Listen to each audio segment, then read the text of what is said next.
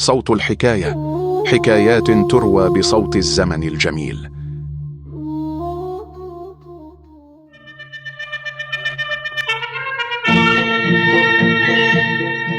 شخصيات تبحث عن مؤلف، برنامج يخرجه السيد بدير.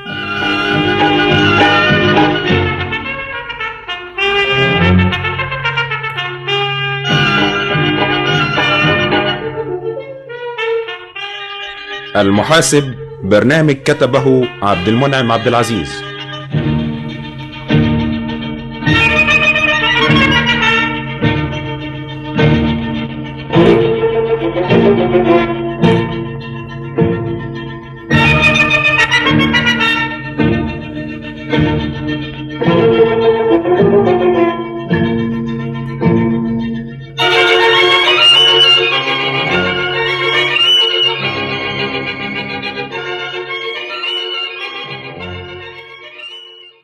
يعني فكرك يا ناهد يا بنتي اني اوافق على غضبك من جوزك؟ كل يومين 3 تجيلي بحكاية وخناقة، دي مش عيشة. ده انا راجل كبير عاوز اهدى بقية ايامي واعيش بدون عكنانة وعايز. لازم تشوف لي حل، لازم تنقذني من العداد اللي انا متجوزاه ده. انا زهقت، انا مش ماكينة تايب رايتر ولا آلة حساب، انا انسانة، انا دم ولحم. طب بس اهدي اتكلمي يا بنتي، طلع اللي في قلبك. ما انا ربنا رحمني من امك علشان تطلعي لي انتي. معلش، مالكم مديونين؟ تكونش يعني الحالة الاقتصادية هي السبب؟ ابدا، الديون دي اصبحت روتين في حياتنا، وكل ما اقول له عالج المسألة يقف لي كده زي المدرس ويقول لي المصروفات اكتر من الايراد، الحل هو زيادة الايراد. يعني بيقول كلام نظري، مفيش حلول عملية؟ طيب وماله؟ حاولي انت من ناحيتك انك تكوني عملية، يعني تخليه يلمس بنفسه كل حاجة ويشوف ويصرف بنفسه، يعني يجرب. لما بعمل كده بيصور وبيتهمني باني بخلق المشاكل وبوضبها له مخصوص. ثم هو انا بشوفه يا بابا، هو ده حاسس بانه له بيت ولا فيه بني ادم حتى مستنياه؟ انا ما يهمنيش الربكة المالية دي ابدا، انا جاي اشتكي لك من رميته ليا، اهماله لوجودي. ازاي للدرجة دي؟ مش معقول ازاي؟ هو ده اللي بيحصل. بقاله شهرين يخرج الصبح ويجي الساعة 2 بعد نص الليل، ولما اسأله يقول لي التقارير اللجان مش عارف ايه ابصر مدري ايه. طيب انا هبحث المسألة دي بنفسي. بس بهدوء، هعرف كل حاجة. روح انت يا ناهد، سيبيني انا اشوف شغلي. اطمني، انا هعمل كل حاجة ترضيك، انا هشوف وهعرف بيعمل ايه.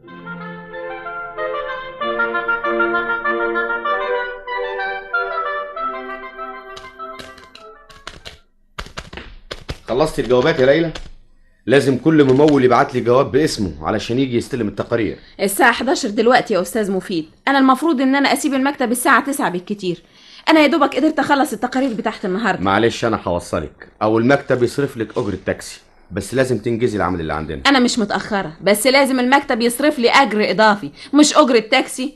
أجرة التاكسي دي ما تحلش مشاكل يا أستاذ. أنت يظهر مش مقدرة الدور اللي احنا بنقوم بيه دلوقتي. المكتب ده مش كان بتاع إنجليز، ودلوقتي بتاع مين؟ ردي. بتاعنا. أيوة، يعني احنا بنديره بعد التأميم والحراسة. كل مكاتب المحاسبة بقت في إيدينا. عارفة معنى كده إيه؟ عارفة إن المكتب ده كان تابع للأصل بتاعه في لندن؟ كل المكاتب كانت أصولها في باريس ولندن وبروكسل. دلوقتي احنا بس المسؤولين عنها، فلازم نثبت إن احنا قد الحكاية دي يا ست ليلى. طيب ما هو احنا أيام الأجانب كنا بنعمل كل حاجة، مش كل الشغل كان بيتم بجهدنا وعرقنا وهم اللي بياخدوا كل حاجة. قلتيلي. عارفة كان المكتب ده بياخد قد ايه نظير مراجعة ميزانية واحدة في سنة؟ قد ايه؟ أقله 20,000 جنيه، في حين ان احنا اللي كنا بنعمل المراجعة ونشوف الدفاتر وننشئها في بعض الأحيان ونحضر أمام الضرائب لحل المشاكل الضريبية. وعارفة أخطر حاجة كان المحتكرين الأجانب عاملينها ايه؟ اتفضل كمل، ما هو أنا بسمع منك نستفيد يا أستاذ مفيد. متشكر. بس أنا يهمني إنك تعرفي إن المحاسبين الأجانب اللي قطعنا دابرهم كانوا بيمنعوا فرض الضرائب، وكانوا يطلعوا مصروفات الممولين أكتر من الإيراد علشان يخففوا عنهم الضريبة، والشعب هو اللي بيخسر، لأن الفلوس بتصرف على المشروعات اللي تنفعك وتنفعني وتنفع أخوكي وأخويا وأهلنا كلنا. أنت عارف يا أستاذ مفيد إنهم كانوا بيعملوا خصومة بين الممول والضرائب، مع إن الاتنين بيخدموا هدف واحد هو الشعب. أيوة كده، أمال اتحمسي واعرفي واجبك في الظروف دي، وبعدين إحنا هنكسب كتير. يلا شد حيلك وخلص التقارير. طيب والأجر الإضافي؟ الإضافي والعلاوة وكله جايين في السكة، بس نؤدي واجبنا الاول علشان نرتفع لمستوى المسؤوليه الجديده اللي في رقبتنا. السيد معروف عاوز سيادتك يا استاذ مفيد. خليه يتفضل. اتفضل يا فندم. يا مساء الخير عليكم. اهلا وسهلا. والله انا قلبي حاسس انكم لسه سهرانين لحد دلوقتي. ربنا يكون في العون. اهلا وسهلا سيد معروف، ازاي الحال؟ والله زي ما انت عارف يا استاذ مفيد، بكره لجنه الضرايب هتشوف حاله المحل وعايزك تيجي معايا بكره من كل بد. ما هو انا حاجه طبعا وكاتب قدامي اهو في الاجنده زي ما انت شايف، بس عايز افهمك حاجه يا سيد معروف. ايوه اتفضل قول. انا من رايي اننا نطلب التاجيل لغايه ما نعمل دفاتر جديده. سيبك من الدفاتر اللي فتحها لك الخواجه اياه. الله يقطعوا ايامه مطرح ما راح. ده لطش مني 7000 جنيه في حته شغلانه لا راحت ولا جت قبل ما يغور من هنا. انا دمي بيفور كل ما تيجي سيرته. طيب عظيم، يبقى نشوف مصالحنا بقى ونعرف اللي لينا واللي علينا. يعني الفلوس اللي بتاخدها الضرايب يا عم معروف بترجع لنا تاني، كلنا بنشوفها في الاصلاحات والمشروعات اللي بتفيد الناس كلها. ايه مفهوم. يعني عايزين نرفع مستوى معيشه الناس ونعمل عداله اجتماعيه، ناخد من اللي عنده وندي للي ما عندوش علشان كلنا نعيش. ايه مفهوم. يعني انت شايف بالاختصار ان نأجل الجلسه لبكره؟ ايوه نأجلها ونعمل دفاتر جديده مظبوطه نراعي فيها ربنا واهلنا وولاد بلدنا، نعمل الخير يعني يا عم معروف. ايوه امال ما هو ده الغرض. بس ايه؟ ما تخافش، المكتب طبعا مش هياخد منك لا 7000 ولا 700 حتى، كل واحد هياخد حقه. ايوه كل واحد ياخد حقه، مظبوط كده.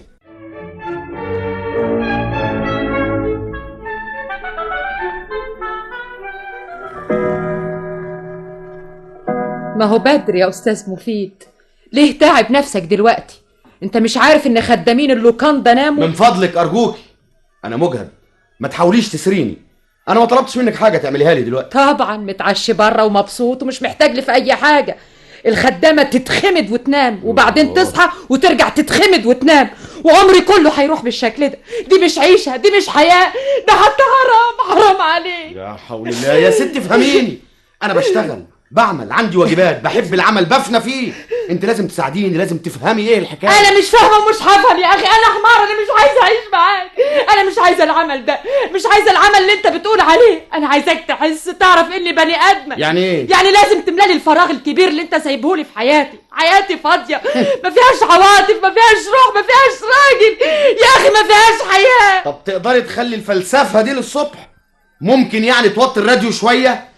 مش لازم تسمعي الناس صوتنا دلوقتي. الصبح هتعمل ايه؟ هعمل كل اللي يريحك. مفيد يا مفيد.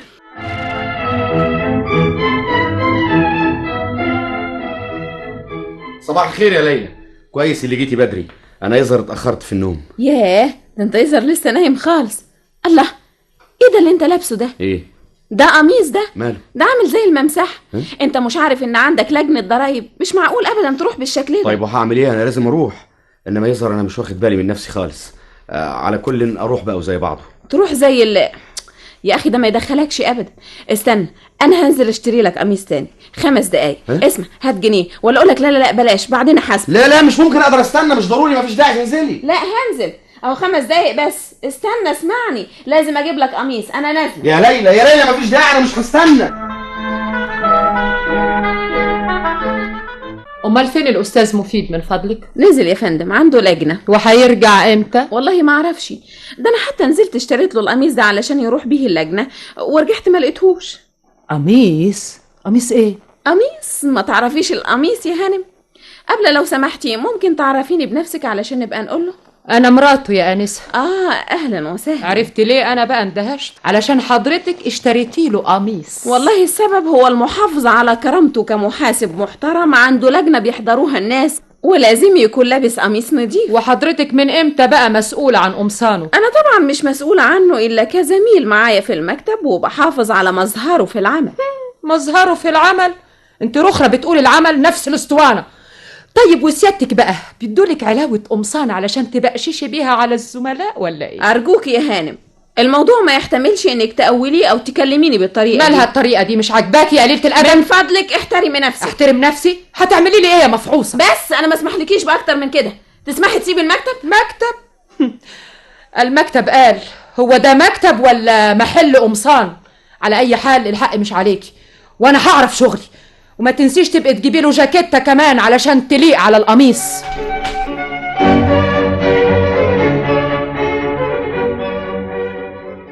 ايوه يا فندم، سيادتك لازم تدفع 3400 جنيه للدوله ضرايب. طبعا انت عارف القانون. تمام، وبحترمه كمان. تعرف انا عامل ايه يا استاذ مفيد؟ انا مريح نفسي من الحكايه دي بعمليه بسيطه جدا جدا. يا ترى ايه هي؟ انا جايب حصاله، اي والله كده حصاله، وكل شهر احط فيها القسط بتاع الضرايب اللي هيندفع اخر السنه. كويس. واجي في الميعاد الاقي المبلغ جاهز بالتمام والكمال زي ما انت شايف. دي حاجه جميله جدا، لو كل الممولين عملوا كده يستريحوا خالص. والله انا شايف دي اسلم طريقه اضبط دفاتري تمام وادفع ضرايب بالتمام، والحمد لله اهي مستوره. عال دي حاجه تشكر عليه.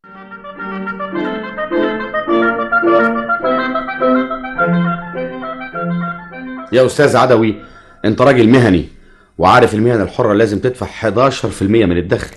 انا عارف، بس المبلغ مش جاهز. كان لازم تعمل حسابك، وعلى كل ممكن نديلك مهله. واحب اقول لسيادتك ان الضريبه على المهن الحره عندنا اقل ضريبه في العالم. يا سلام، ازاي؟ قلت لي ازاي؟ اهو انت راجل مثقف وما تعرفش الحكايه دي. يظهر احنا ما عندناش وعي ضريبي خالص.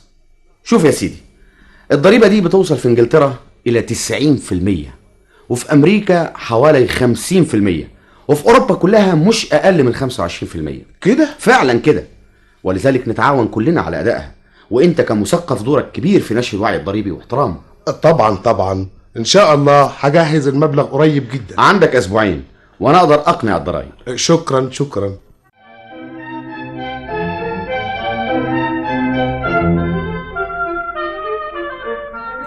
هو ده كلام؟ ده حرام. ايه ده؟ ادفع منين المبلغ ده كله؟ حرام، والله العظيم حرام. انا اشوف لي مكتب محاسب غير ده، البلد فيها 1000 مكتب. كلهم هيقولوا لك التقدير اللي عملته. انا مش ضدك، انا معاك، بس مش ضد الناس اللي بتستفيد من الضرايب دي، اللي بنجيب بيها دواء ونبني مستشفيات ونبني مدارس نعلم اولادنا فيها. ما اقدرش اخون الناس دي كلها يا معلم، افهمني كويس. بس ده كتير يا استاذ، مش معقول. والله اعمله احسن، بلاش يا سيدي نشتغل.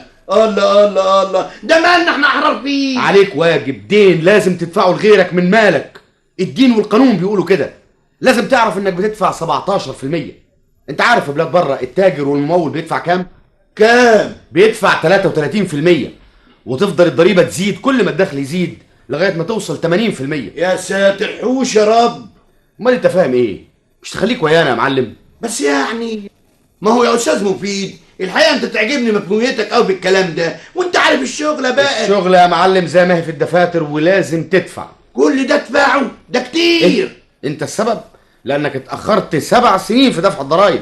بقالك 7 سنين ما بتدفعش، وعلشان كده لازم تدفع الغرامه. غرامة ايه؟ ده قانون، والضرايب ما كانتش هتتسوى. المساله تفتكر تتعرف ازاي؟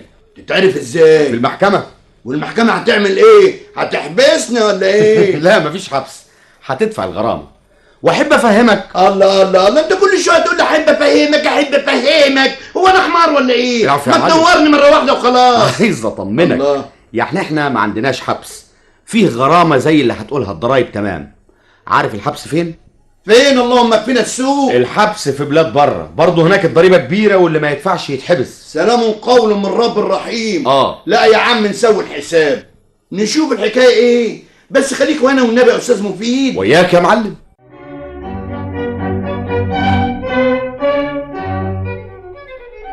يا بنتي اعملي معروف وخليني اقابله بقى، كفايه انا بقالي ساعتين منتظره. يا فندم ما اقدرش، ما هو في شغل، ممول طالع وممول خارج زي ما انت شايف، ما يمكنش ابدا تقابله. عجيبه، ده انا ابو مراته، ما اقدرش اقابله ازاي؟ ثم مين انت علشان تمنعيني؟ انا موظفه مسؤوله، وده وقت شغل مش وقت مقابلات، مع احترامي لسيادتك. والله اخر زمن جوز بنتي اجيله لحد عنده ما اعرفش اقابله. قوليلي افندم، تكونيش انت بتاعت القميص اللي اشتريتي له القميص؟ ايوه انا.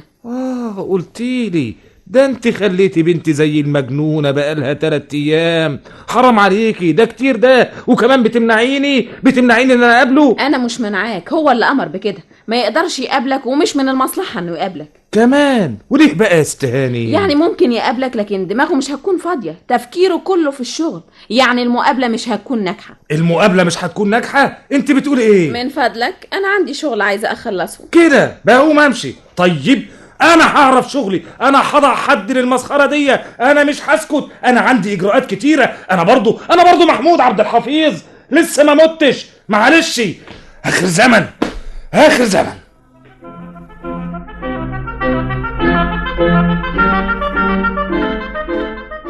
اظن الواحد دلوقتي يقدر يتفاهم معاك يا استاذ مفيد. ها، خلصت مناقشاتك واجتماعاتك ولا ايه؟ ده مش أنا كده؟ مش قادر اشيل دماغي، تعبان قوي. اعمل لك كوبايه ليموناته بايديا انا؟ اشكرك، مفيش لزوم. ولو ان ايه؟ اتكلم. لا مفيش ولا حاجه. ايه اللي ولا حاجه؟ انت يظهر ان عندك صداع في نفسك بيخليك تخبي، مش عاوز تتكلم ليه؟ الله، تعرف ان القميص اللي انا اشتريته لك هينطق عليك؟ انت ذوقك لطيف خالص يا ليلى. ميرسي. وانا حاسس انك بتعيطي عليا. انا بشعر بالتفاؤل لما اشوفك، بحس انك بتشاركيني حاجات كتير. ياه، ده كلام عميق بالنسبه لي شويه. امال الست اللي في البيت بتعمل ايه؟ الست اللي في البيت بتشعرني باستمرار اني انا جاني عليها، ظالمها، لاني ما بجيبش شلته واقعد جنبها. خلت حياتي جحيم. لما باجي المكتب واشوفك بحس بالامل بان الدنيا فيها حاجات حلوه كتير. ياه، للدرجه دي؟ ايه البلاغه دي؟ على كل حال انا ما كنتش اعرف ان المحاسب ينقلب شاعر بالسرعه دي. انت يظهر مش فاهمني. مش فاهمك ازاي؟ ده انا قربت احفظك، قربت احس كل نظره فيكي، كل حركه. ده انا بس تطول بالك شويه. دلوقتي بقى اهدى وفكر وبعدين اتكلم. انا هسمع لك، ما تخافش. بس لازم اقولك اني انسانه واقعيه. اشتريت لك قميص وخدت ثمنه لانك كنت محتاج فعلا لقميص، وبعمل لك كوبايه ليموناته لانها ضروره لك بعد المجهود ده. كل دي حاجات بتقتضيها الزماله، بس اوعى تسرح اكتر من كده. لكن انا بشعر بميل حقيقي نحوك، بدأ اجاوب مع تفكيرك، بحب اطلع لوشك الجميل. كل دي مشاعر زماله، لا بتزيد ولا بتنقص. يعني انت لو فكرت في الجواز اتجاهك يبقى ايه؟ يبقى اولا لواحد مش متجوز، دي نمره 1. والنمره 2 يكون ممول مش محاسب يا استاذ.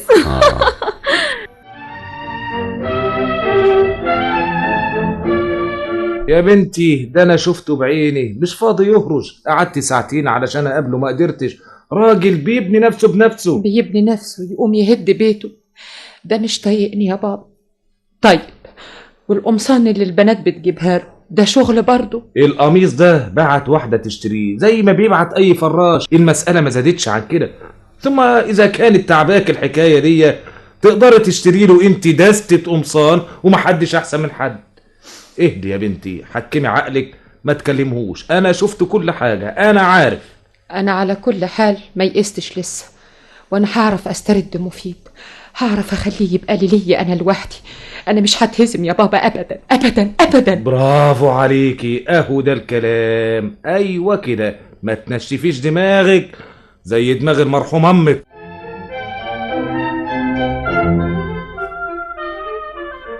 يا خبر اسود، يا دي المصيبه، يا دي الكارثه، يا دي ايه ده؟ ايه في ايه؟ مالك يا استاذ مفيد؟ يا دي الفضيحه، يا دي الله، اتكلم يا استاذ، في ايه؟ حصل ايه؟ الاقرارات بتاعت ال3 شهور مش لاقيها. اقرارات ايه؟ الاقرارات اللي هيقدمها التجار والممولين اللي قعدت اشتغل فيها 3 شهور ليل ونهار من ديسمبر لغايه دلوقتي. دي مصيبه، انا رحت في داهيه، سمعتي سمعه المكتب. ايه ده؟ كلها راحت؟ مش معقول. في 6 اقرارات هامين جدا رايحين، دخت عليهم، قلبت الدنيا مالهمش اثر. طب بس اقعد اهدى كده لما ندور عليهم في هدوء. هدوء؟ هجيبه منين الهدوء؟ دي اللجنه دلوقتي بعد نص ساعه لازم اقدم الاقرارات للضرايب، اودي وشي فين من الناس، اقول ايه، اعتذر بايه، هطلع فالصو، هطلع ما بشتغلش، بهوش، بكذب. يا اخي يمكن اتسرقوا. مش معقول، مين هيسرقهم؟ انت ولا انا؟ يمكن حد له غرض من كده. حد له غرض في كده؟ ليه ويبقى مين؟ طبعا الاستاذ دايخ على الاقرارات. ادي الاقرارات يا استاذ. يا سلام، انت جيتي منين يا مراتي يا حبيبتي؟ انت ربنا بعتك علشان تنقذيني، علشان تحفظي اسمي وكرامتي. سيادتك نسيتهم في الاسانسير، وانا بنفسي اللي اكتشفتهم لما شفتك من البلكونه من غير الشنطه، مع انك كنت نازل بيها. دورت وبحثت لغايه ما لقيتك. اشكرك يا ناهد، اشكرك. ما تتصوريش قد ايه انت انقذتيني. انا دلوقتي فهمت انت بتحب عملك قد ايه يا مفيد. صدقني انت معذور. بابا قال لي على كل حاجه. الحمد لله، عرفت اللي كان لازم تعرفيه من زمان. انا بكافح علشان اخدم الناس، علشان ابقى جدير بيكي. مفيد، استني شويه دلوقتي يا ليلى، بطلي مكنه شويه. يا اخي انا ما اقدرش اعطل شغلي يا استاذ، ولاحظ كمان ان ميعاد لجنه الضرايب جه. ناهد، انا مش قادر اقولك قد ايه انا سعيد. تسمح بقى تجيب الشنطة يا أستاذ مفيد؟ الشنطة؟ الشنطة، اتفضلي. أنا هشيلها لك. يلا بينا. على فين؟ على البيت؟ لا لا لا لا، على لجنة الضرايب. يا استنى. يا عزيزي مفيد قول انت. المحاسب.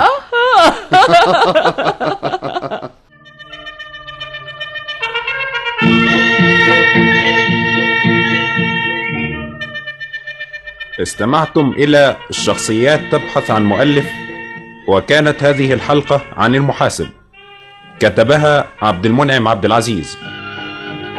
صور الشخصيات سناء جميل، عايدة كامل، أحمد الجزيري، اسكندر منسى، عبد المنعم إسماعيل، خالد العجباني، إبراهيم ميهوب، محمد شريف، وقام بدور المحاسب محمود عزمي.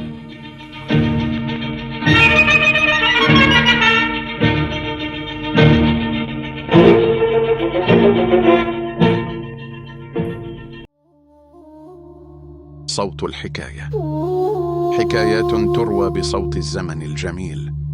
لا تنسوا الاشتراك في القناة وتفعيل الجرس لتصلكم أجمل الحكايات بصوت الزمن الجميل.